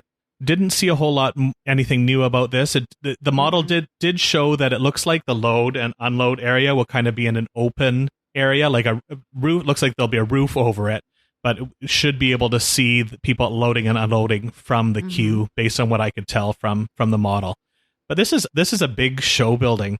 I think we talked about it earlier too, when we could see the show building from our hotel when we're having breakfast on the other side of the park. Well, and I think that show building is for the Avengers Infinity Defense. And I think the Stark Flight Lab thing is small. I don't think we could see the construction of that quite, but holy man, is that show building going to be massive. Yeah, because it's it's one of those ones we don't really see, because you can't see, there's nowhere really to see the Rise show building, which is massive. Right. So, but you can really get an idea of the scale of this from our hotel on the Catella side. One super small thing that they mentioned that most people probably weren't nearly as excited about as I was. They did mention that the wonderful little pathway between Avengers Campus and Cars Land will be opening soon, which is going to make such a big difference for the flow of both of those lands and just kind of being able to get around California Adventure in general. It's one of those little pathways that I never realized how often I used until I couldn't use it anymore. And so I'm way too excited for this pathway to be reopening. We didn't get any specifics or a date on when it's happening, but they promised soon. Yeah, just to not to be dead-ended anywhere would be perfect. Yeah. So most of our panel was a lot of things that we already knew were in the works, and that we were just kind of digging in a little bit deeper and getting a little bit more information for. The biggest thing that they announced was basically the Yeti, that the Yeti was going to be getting, they were going to fix the Yeti. So it was kind of feeling a little bit like they were wrapping up, and it was kind of like, oh, okay. That was something. Didn't feel quite as razzle-dazzly as it had two expos before. Last expo, I think we got a lot of a lot of good announcements, but not a lot of good information. This year was a lot of information, but not really new announcements. Because, I don't really think they talked much about Avatar. We saw that there's an Avatar model at the Imagineering Pavilion, but I don't remember them actually presenting on the Avatar experience coming to Disneyland. No, they didn't, which may have to do with what Teresa's leading up to, that there's some changes on potential. We haven't heard anything about the time frame for Avatar, but that could all be impacted because the last thing that happened, and it was so funny because Teresa kind of started cheering before I caught what was going on. She had a little moment where she checked the teleprompter at the back of the room. I looked at the teleprompter and lost it. Just lost it. We are getting a reimagined Tomorrowland, which obviously made the crowd go wild. We're all just waiting for that. Never thought it would happen. I need to rewatch it, because in real time, I read it. So I started freaking out early. And I think it took the rest of the arena a moment to process, did he just say Tomorrowland? Because it felt like there was just me cheering, which, again, could have just totally been in my head. But it felt like everybody else, because, again, I physically read it and heard him say it. So I, knew for sure in my brain that was correct. I think most of the people there were, in shock, disbelieving their ears of what they just heard. We did not. That was it. That was the only thing that Thomas Maslam told us, which I love him for it. I know it was I am under no pretense that was an announcement. I know that was a non-announcement, but it was still so stinking exciting. And just knowing that it is on their radar and that it is something that they're publicly willing to announce is something they're like looking at and working on and actively trying to do. We didn't get any sort of timeline. He did talk about how they're looking at like the 75th of the park and eventually the 100th of the park. So who knows what the timeline is for Tomorrowland, because obviously this is not a small undertaking. This is an entire land that desperately needs some TLC and attention and focus. I don't even know what the right answer is for Tomorrowland. They may not even know what the right answer is for Tomorrowland yet, but the fact that they're willing to publicly announce we're doing it was phenomenal. Think so. This is where some of the insiders that we're not exactly sure where they get all of their information have said that they don't believe Avatar is going to be coming until after Tomorrowland. So I'm so confused, and we were talking about this because I'm like, they have a full model of the Avatar experience, including like the ride vehicle designs and stuff. Yeah. So the timeline for everything's very interesting because obviously this section of the park where Avatar Land may be, that has not been confirmed. We could try and do some speculating with looking at the model and looking at where the monorail track, where the bend in the monorail track is that they have along with the Avatar experience model. So you could do some speculating, but they haven't officially said. That space is all going to be getting reworked because of the new parking structure that they're building behind all of the harbor hotels and bringing that kind of like sky bridge in so that they can get rid of the bus drop-off zone that's in front of Disneyland now. So that, I think all that stuff has to happen first, or at least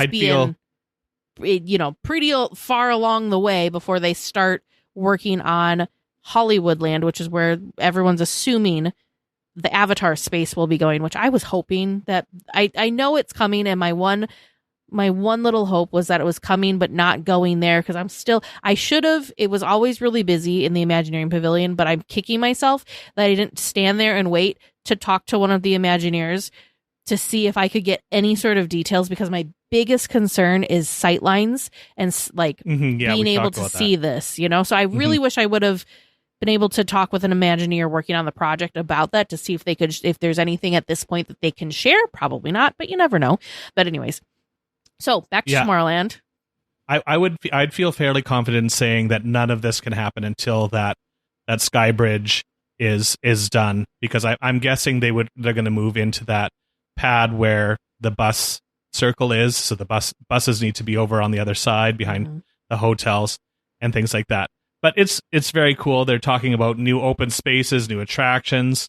So who knows what it's going to look like, if they're going to raise the whole thing to the ground and start from scratch, or if they're going to try and renovate some of these buildings. And hopefully People Mover will be making a return. I think if they rebuilt Tomorrowland and did not include a People Mover, some Disney fans may revolt. So I think they would be wise to put something like that in, because I think it would be great. You can do an updated technology in there with that attraction and give the people what they really want.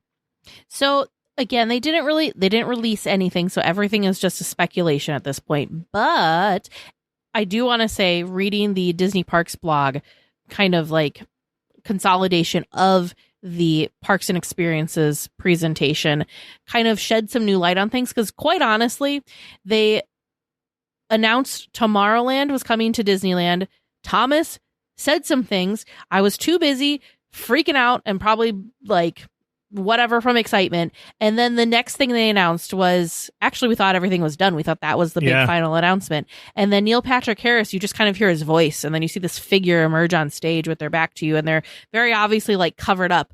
And we're like, what is going on? What is happening? And they have a rip away cape, and there Neil Patrick Harris is as none other than Dreamfinder, who of course is the wonderful companion of Figment that was the original attraction for Journey Through Imagination. And they announced that Dreamfinder is coming back, and that's when I like really blacked out from the excitement, because and then my brain wasn't understanding, because we had just talked about Tomorrowland at Disneyland, and then we're talking about Dreamfinder. At first, I thought, holy cow, does this mean Dreamfinder and Figment are coming to Tomorrowland and Disneyland? Yeah. They did specify, they did clarify that no, they're staying in Epcot. Reimagining the ride there, yeah. My brain just was boggled to the, I don't know what degree. I was just so like, what just happened? So I realized most of the stuff that we got was not announcements, or it was stuff that we already knew and it was just more information. But man, being in the room for those two announcements was amazing. I can't wait to hear more. 3 minutes of absolute excitement, right? Chaos and screaming. Very end. Yeah. So you can imagine what it was like as a Disney fan, especially the Tomorrowland and Dreamfinder. Go listen to the audience reaction. Maybe go and listen and see if you can hear one voice screaming right before everybody else, and that might be Teresa. Be Teresa. Yeah. So Thomas, he came out a couple of times, and of course, Thomas Moslem is the chairman of Disney Experiences now. He replaced Josh D'Amaro, and Josh became the CEO, and Thomas was most recently the president of the Disneyland Resort. So I just thought that this was such a good, I know he's only been in the position for a short period of time, and I understand that some of these things were probably in the works prior to him coming, but the one thing that I really felt was this was a good way for him to, even though, again, I know that they were announcements, but they were kind of non-announcement. There wasn't really any meat to them.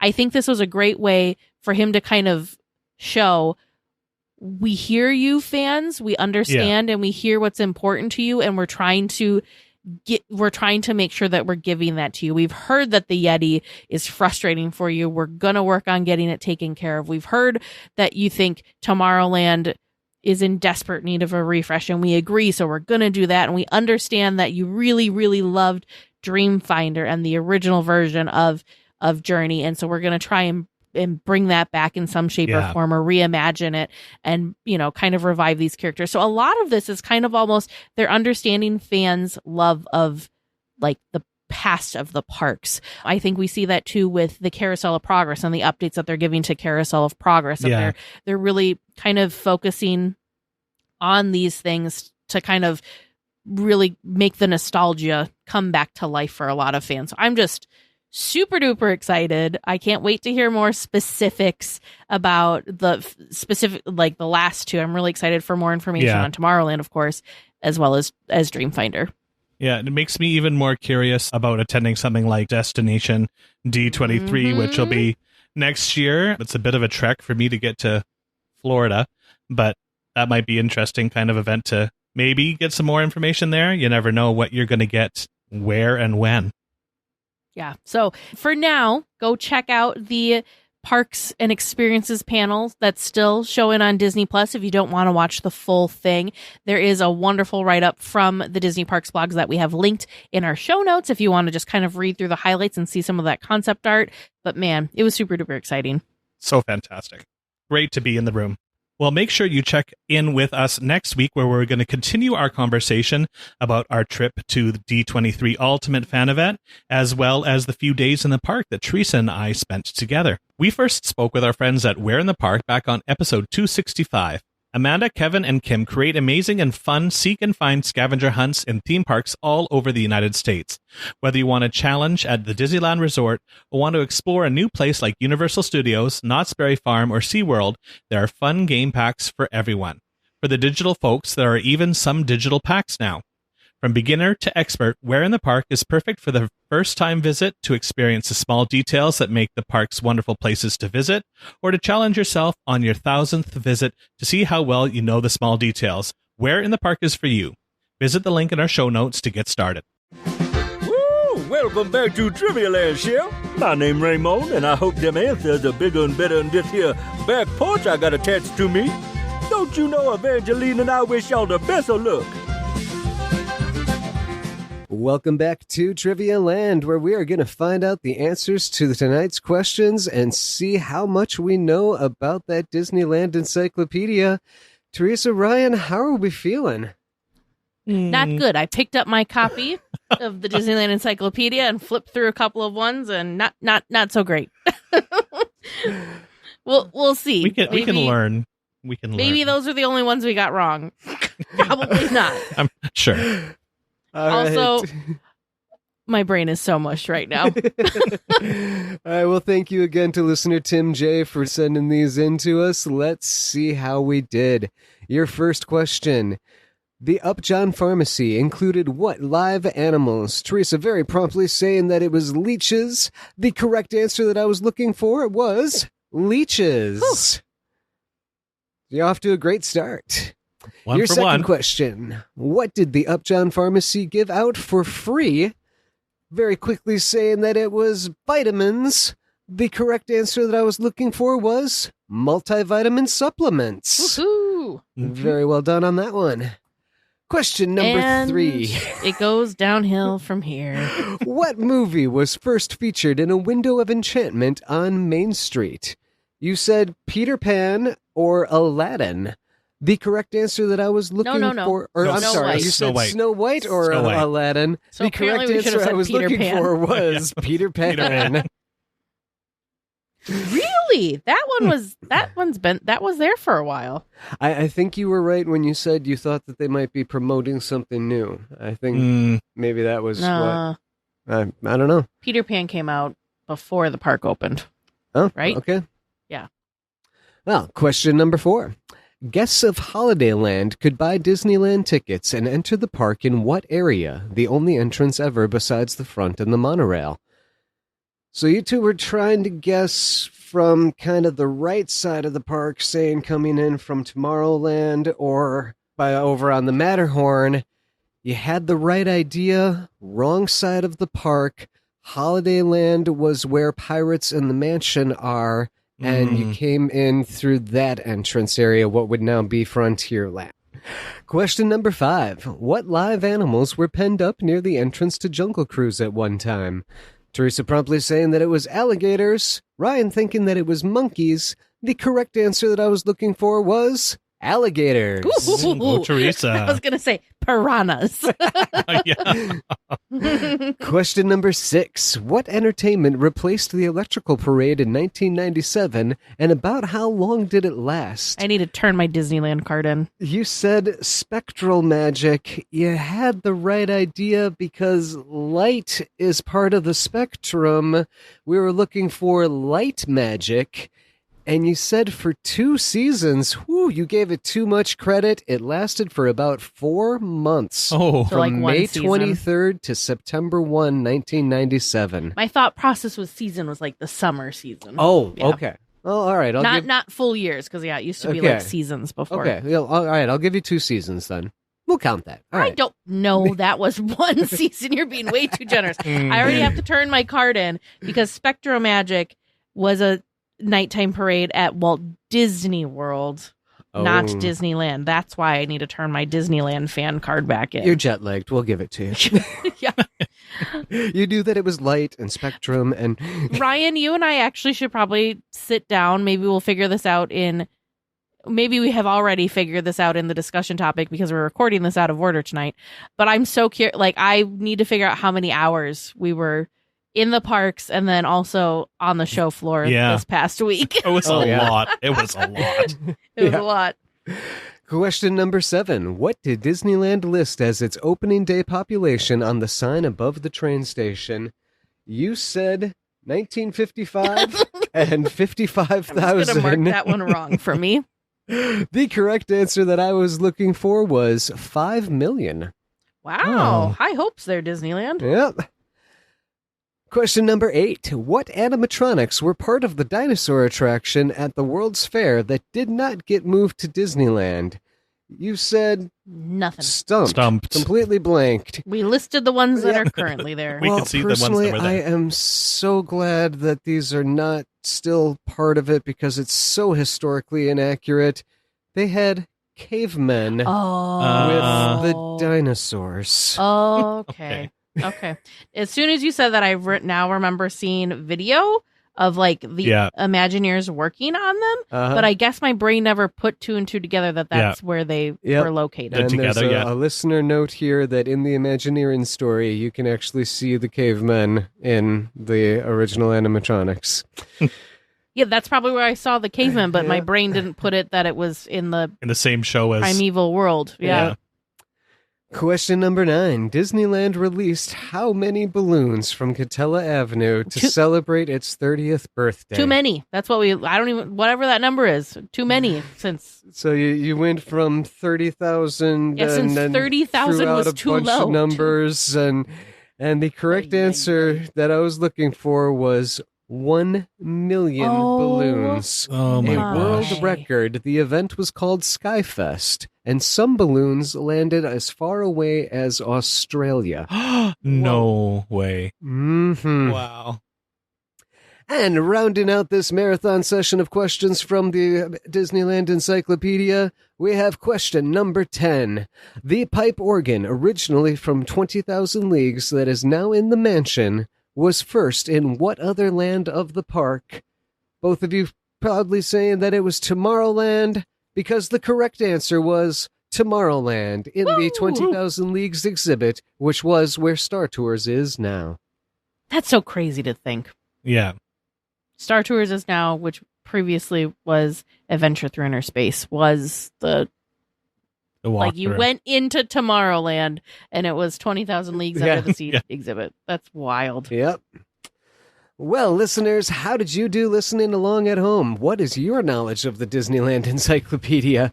Do you have some great questions that are going to really stump them in the future? If you've got that great question and you'd love to hear it on the air, please feel free to send that in to me at dlweekly.net/trivia. Well, we will be back next week with more Disneyland news and information.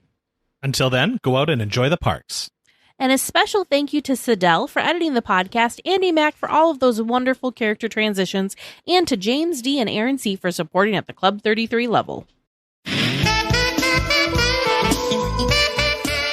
I am the podcast that flaps in the night. I am the cliffhanger that has you hitting like and subscribe. I am DLWeekly.